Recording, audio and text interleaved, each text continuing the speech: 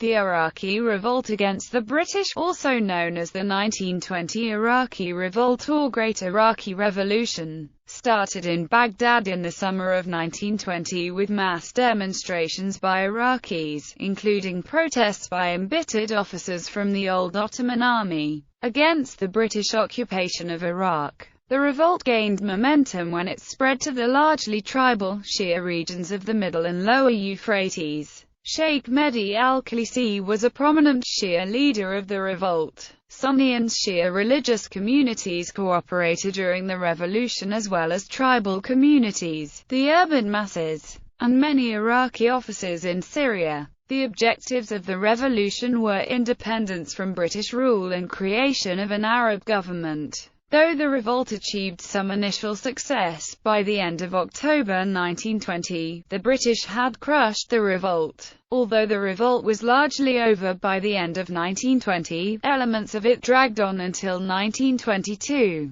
During the 1920 revolt, another anti-British rebellion took place in the North Iraq by the Kurds, who were trying to gain independence. One of the major Kurdish leaders of the Kurdish revolt was Sheikh Mahmoud Barzanji. Background: after World War I, the idea of the League of Nations creating mandates for the territories of the defeated Central Powers began to take shape after the Peace Treaty of Versailles in 1919. The idea was based on the principle that the territories would eventually become independent but under the tutelage of one of the victorious Entente countries. People in Ottoman provinces began to fear the mandate concept since it seemed to suggest European imperial rule by another name. At the San Remo Conference in April 1920, Great Britain was awarded the mandate for Iraq, as well as the mandate for Palestine. In Iraq, the British got rid of most of the former Ottoman officials and the new administration was composed of mainly British officials.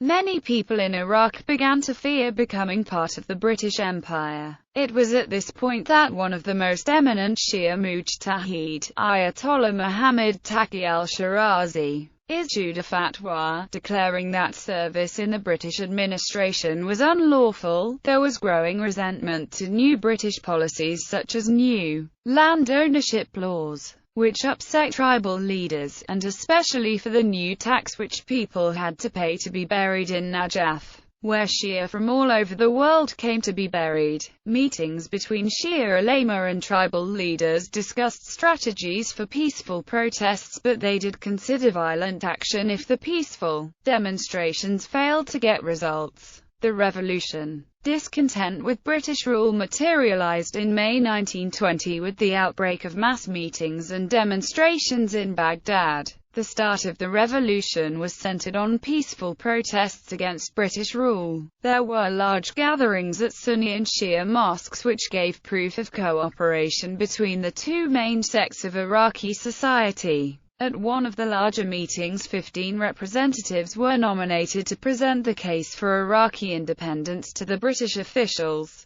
Acting Civil Commissioner, Arnold Wilson, dismissed their demands as impractical. Armed revolt broke out in late June 1920. Ayatollah al-Shirazi issued another fatwa which read, "It is the duty of the Iraqis to demand their rights. In demanding him they should maintain peace and order. But if the English prevent him obtaining their rights, it is permitted to make use of defensive force." This seemed to encourage armed revolt. The British authorities hoped to avoid this and they arrested a sheikh of the Zawalim tribe. Later an armed band of loyal tribal warriors stormed the prison and set him free. The revolt soon gained momentum as the British garrisons in the mid-Euphrates region were weak and the armed tribes much stronger. By late July, the armed tribal rebels controlled most of the mid-Euphrates region. The success of the tribes caused the revolt to spread to the lower Euphrates and all around Baghdad.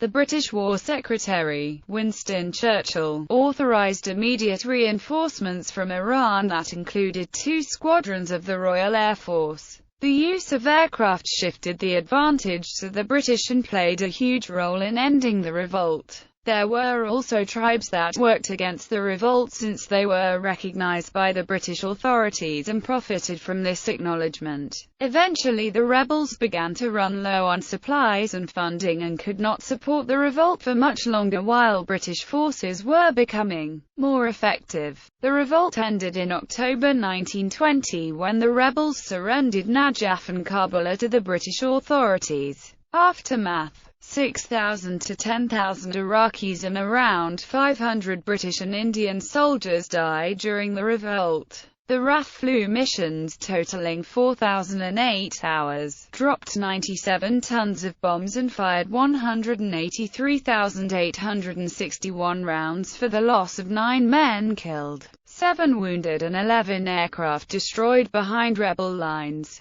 The revolt caused British officials to drastically reconsider their strategy in Iraq. The revolt cost the British government £40 million, which was twice the amount of the annual budget allotted for Iraq and a huge factor in reconsidering their strategy in Iraq. It had cost more than the entire British-funded Arab Rising against the Ottoman Empire in 1917–1918. The new colonial secretary, Winston Churchill, decided a new administration was needed in Iraq as well as the British colonies in the Middle East, so called for a large conference in Cairo. In March 1921 at the Cairo conference, British officials discussed the future of Iraq. The British now wanted to control Iraq through more indirect means, mainly by installing former officials friendly to the British government. They eventually decided to install Faisal ibn Hussein as king of Iraq.